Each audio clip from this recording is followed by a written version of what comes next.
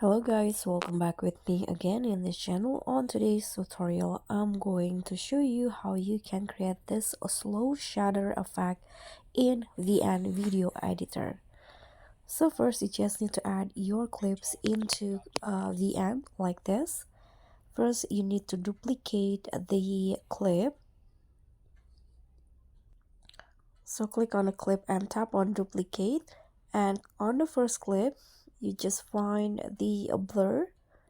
In here, click on blur, choose the horizontal and adjust the intensity. Okay, I'm going to go with 60. Now you can just go back here and then tap on the second clip, tap on forward, move the clip to the left,